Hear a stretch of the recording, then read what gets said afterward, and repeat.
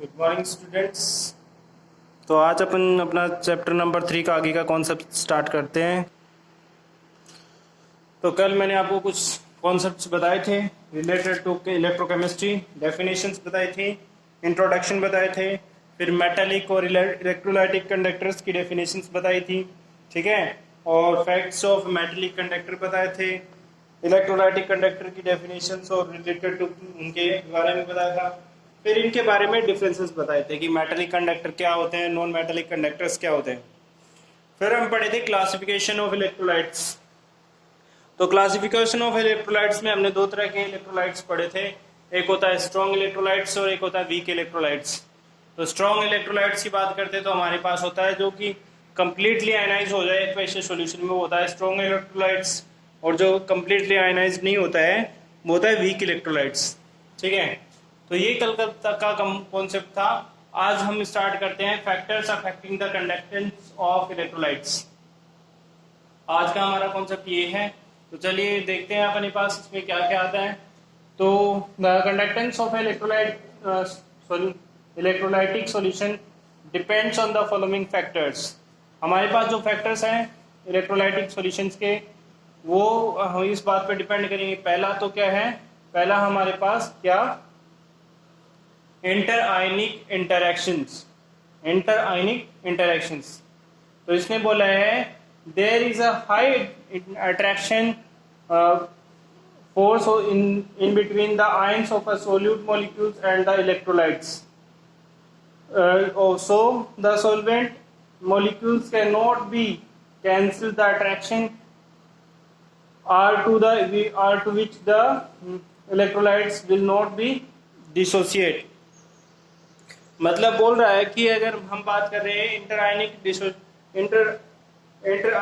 Interactions की, तो इसने बोला कि भाई हमारे पास जो भी सॉल्यूशंस होगा उसमें क्या होगा, हाई इंटरेक्शन फोर्स होगा आयन ऑफ सोल्यूट और इलेक्ट्रोलाइट्स के बीच में।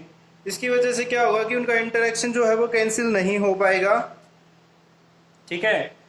तो इसकी वजह से क्या होगा, इसकी जो एनर्जी है रिलीज हो जाएगी, और जो आयन सॉल्वेंट सॉल्यूशन है उसको क्या कहेंगे, सॉल्वेशन एनर्जी कह देंगे। फिर मतलब जो डिसोशिएट तो होगी नहीं, तो एनर्जी ज़्यादा हो जाएगी, तो वो क्या होगी, रिलीज हो जाएगी, और वो जो रिलीज होगी तो उसे हम क्या कह देंगे, सॉल्वेशन एनर्जी।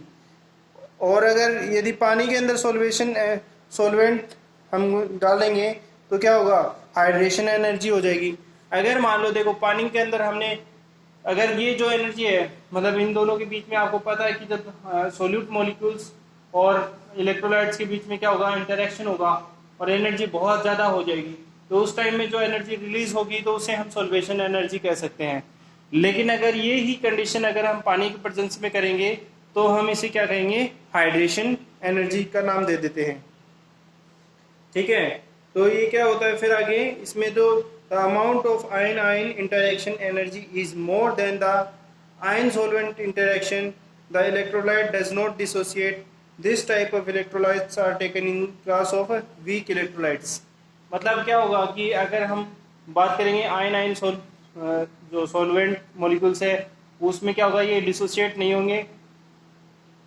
नहीं होंगे तो क्या होगा, देखो मैंने क्या क्या बताया था आप लोगों को कि वीक इलेक्ट्रोलाइट और स्ट्रॉन्ग इलेक्ट्रोलाइट बताया था। तो वीक इलेक्ट्रोलाइट में क्या होता है कि कंप्लीटली आयनाइज्ड नहीं होते हैं, तो इसमें क्या होगा, जब एनर्जी हाई हो जाएगी तो ये एक दूसरे से डिसोशिएट नहीं हो पाएंगे। इसी कारण इसको हम वीक इलेक्ट्रोलाइट के अंदर कंसिडर कर सकते हैं। किसको, पहली कंडीशंस को, इंटर आयनिक इंटरेक्शंस को, ठीक है। ये तो है फर्स्ट कंडीशन। फिर बोल रहा है second, solvations of ion, it is depend on the attraction forces present between the ion and solvent which are called ion solvent interactions। मतलब बोल रहा है कि जो आयंस और सोलेंट के बीच में जो इंटरेक्शन होगा उसे क्या कहेंगे, आयन सोलवेंट इंटरेक्शन कहेंगे। और इसका जो अट्रैक्टिव फोर्स होगा वो बहुत ज़्यादा हो जाएगा। इसकी वजह से सोलवेंट है वो क्या करेगा, लेयर्स में सॉल्वेंट है मॉलिक्यूल्स है वो अटैच हो जाएंगे, और आयंस है उनकी साइज है वो इंक्रीज हो जाएगी।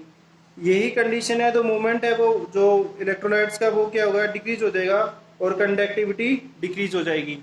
मतलब क्या कह रहा है कि जो इंटरेक्शन है आयन और, देखो इसमें फिर से देख लेते हैं कि सॉल्वेशंस ऑफ आयन। इसने बोला कि it depend on the interaction force present between ion and solvent which is called the ion solvent interaction. इस वजह से क्या होगा, ये जो है सॉल्वेंट के जो आयन और सॉल्वेंट है उनके जो फ्लो है उनका वो क्या हो जाएगा, धीरे हो जाएगा और एक दूसरे के ऊपर लेयर बनाना स्टार्ट कर देंगे। इस वजह से क्या हो जाएगा कि मतलब स्लो अगर मतलब आयन सब वो कम्प्लीटली फ्लो नहीं हो पा रहे सॉल्यूशन के अंदर, तो क्या होगा, कंडक्टिविटी क्या हो जाएगी, लेस हो जाएगी। फ्लो कम होने की वजह से तो कंडक्टिविटी ऑब्वियस है लेस होगी ही। तो कंडक्टिविटी लेस हो जाएगी किसकी वजह से, सॉल्वेशन ऑफ आयन की वजह से। क्यों, क्योंकि ये लेयर बना लेते हैं और जो है इनका मूवमेंट है वो धीरे हो जाता है इसकी वजह से। फिर अगर बात करते हैं आगे viscosity of solvent. Viscosity of solvent is depend on the solvent solvent interaction. Greater the interaction greater is the viscosity solvent which is decrease the conductivity. Same condition ऊपर वाले सॉल्वेशन जैसी इसने बता दी, वहां आयन सॉल्वेंट का interaction हो रहा था, इसने सॉल्वेंट सॉल्वेंट का इंटरेक्शन करवा दिया है।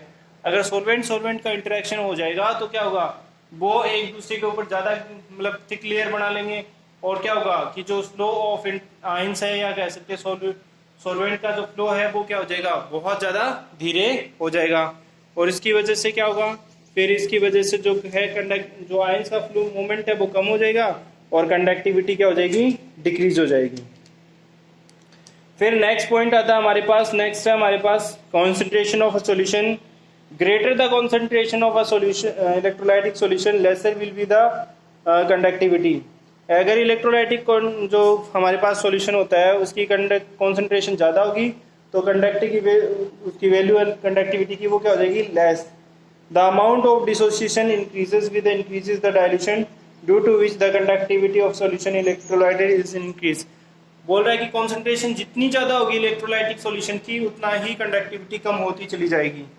क्यों होगा ऐसा, क्योंकि जो कॉन्सेंट्रेशन होगा तो उसमें आयंस बहुत ज़्यादा हो जाएंगे और उनको मूवमेंट के लिए जगह मिलेगी नहीं। तो मूवमेंट के लिए क्या है, हमें उसमें डाइल्यूशन करना पड़ेगा, पानी बहुत सारा मिलाना पड़ेगा, जब वो जाकर के उसके इलेक्ट्रोलाइट्स के आयन है वो मूवमेंट करेंगे और जितने ज़्यादा मूवमेंट करेंगे उतनी ज़्यादा कंडक्टिविटी होगी। तो यहाँ से हमारे पास जो मतलब फोर्थ पॉइंट है कॉन्सेंट्रेशन ऑफ सॉल्यूशन, तो वहाँ से ये पता चल रहा है कि कॉन्सेंट्रेशन जितनी ज़्यादा होगी तो कंडक्टिविटी उतनी लेस, और जितनी ज़्यादा मतलब जितना ज़्यादा डाइल्यूशन करेंगे कंडक्टिविटी बढ़ती चली जाएगी एक फिक्स पॉइंट तक। Effect of temperature. The average kinetic energy of ions of electrolytes increases with increases the temperature. Increase the degree of dissociation of electrolytes, hence the amount of conductivity increases with the increases the temperature। मतलब simple सी बात है, अगर temperature की बात करें कि electrolytes होते हैं वो क्या होते हैं, लाइट के प्रेजेंस में रिएक्शन करते हैं या हीट के प्रेजेंस में रिएक्शन करते हैं।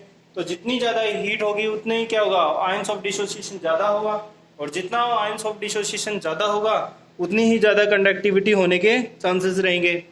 ठीक है, तो इसने यही बताया कि हमारे पास कि अगर डिग्री ऑफ डिसोसिएशन ज़्यादा होगा, अगर हम उसकी जो हीट है वो टेम्परेचर है वो बढ़ाएंगे तो कंडक्टिविटी ज़्यादा होगी। Behaviour of electrolyte conductors is opposite to the behaviour of a metallic conductor because conductivity of a metallic conductor is decreases with increases the temperature.